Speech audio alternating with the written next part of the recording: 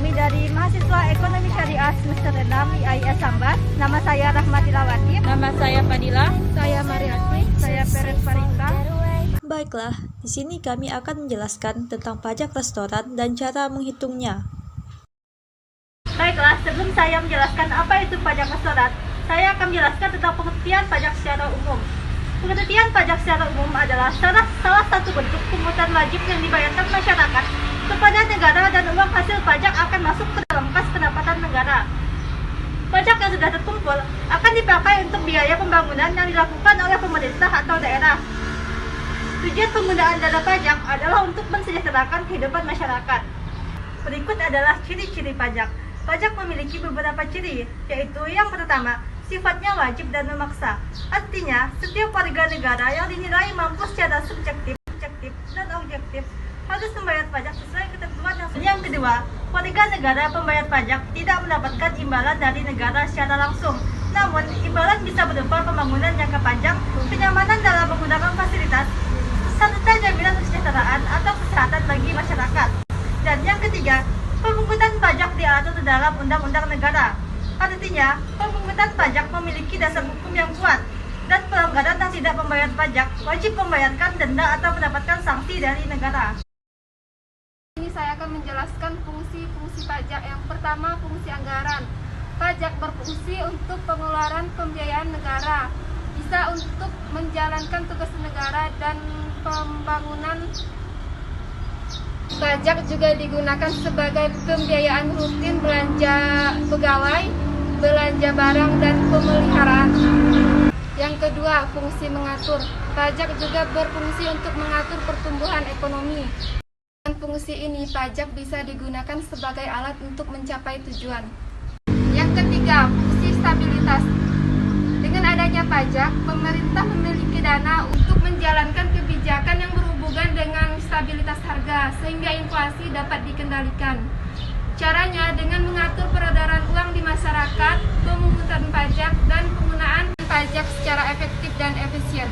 Yang keempat, fungsi retribusi pendapatan. Pajak yang sudah dipungut digunakan untuk membiayai semua kepentingan umum, termasuk untuk membiayai pembangunan sehingga bisa membuka kesempatan kerja. Saya akan menjelaskan tentang jenis-jenis pajak. Yang pertama, pajak berdasarkan sistem pemungutan yang terdiri dari pajak tidak langsung. Pajak tidak langsung merupakan pajak yang hanya diberikan kepada wajib pajak bila melakukan peristiwa atau perbuatan tertentu, sehingga pajak tidak langsung tidak dapat dipungut secara berkala, tetapi hanya dapat dipungut bila terjadi peristiwa atau perbuatan tertentu yang menyebabkan kewajiban membayar pajak. Pajak langsung merupakan pajak yang diberikan secara berkala kepada wajib pajak berdasarkan surat ketetapan pajak yang dibuat kantor pajak. Di dalam surat ketetapan pajak terdapat jumlah pajak yang harus dibayar wajib pajak.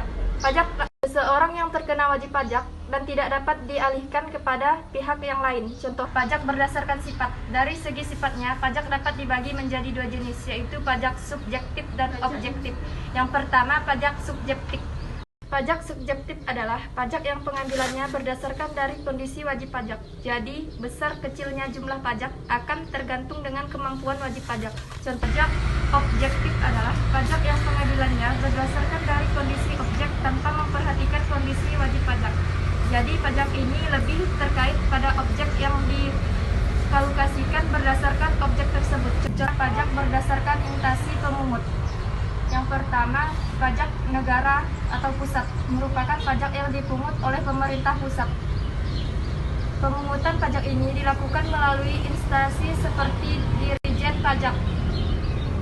Yang kedua, pajak daerah atau lokal adalah pajak yang dipungut oleh pemerintah daerah. Pajak ini terbatas hanya untuk rakyat daerah itu sendiri dan dilakukan oleh denda pajak yang dikelola pemerintah provinsi dan daerah, yaitu pajak kendaraan bermotor, pajak air permukaan, pajak hotel, pajak restoran, pajak hiburan, pajak reklame. Baiklah, saya akan menjelaskan apa itu pajak restoran. Merujuk pada Undang-Undang Nomor 28 Tahun 2009 tentang pajak daerah dan retribusi daerah, pajak restoran adalah pajak atas pelayanan yang disediakan restoran. Sementara restoran diartikan sebagai fasilitas penyediaan makanan dan minuman dengan dipungut bayaran. Restoran mencakup rumah makan, kafetaria, kantin, warung, bar, dan sejenisnya, termasuk jasa boga atau catering. Lebih lanjut, pajak ini merupakan salah satu jenis pajak daerah yang wewenang pemungutannya berada di pemerintah kabupaten atau kota. Pajak restoran dikenakan terhadap pelayanan yang disediakan restoran meliputi penjualan, makanan dan minuman yang dikonsumsi oleh pembeli, baik dikonsumsi di tempat maupun di tempat lainnya. Namun, pajak ini menyasar penjualan dari restoran yang nilai penjualannya melebihi batas tertentu, di mana bervariasi di setiap daerah. Pajak restoran juga merupakan pajak yang dipungut oleh restoran kepada pelanggannya. Tarif pajak restoran ditetapkan sebesar 10%.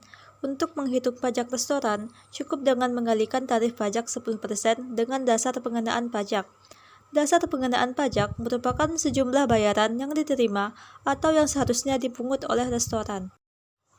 Di sini kami mengambil contoh dari salah satu restoran atau rumah makan yang berada di Kabupaten Sambas. Dasar pengenaan pajak yang diterima oleh rumah makan tersebut sebesar 500.000 dan tarif pajak yang ditetapkan sebesar 10%. Kita ketahui, rumus perhitungan pajak adalah dasar pengenaan pajak dikali tarif pajak. Jadi, perhitungannya, dasar pengenaan pajak sebesar 500.000 dikali tarif pajak sebesar 10%, dan hasilnya sebesar 50.000. Jadi, pajak yang harus dibayar oleh rumah makan tersebut sebesar 50.000 selama pada masa 1 bulan. Sekian penjelasan dari kami, kurang lebihnya kami mohon maaf. Wassalamualaikum warahmatullahi wabarakatuh.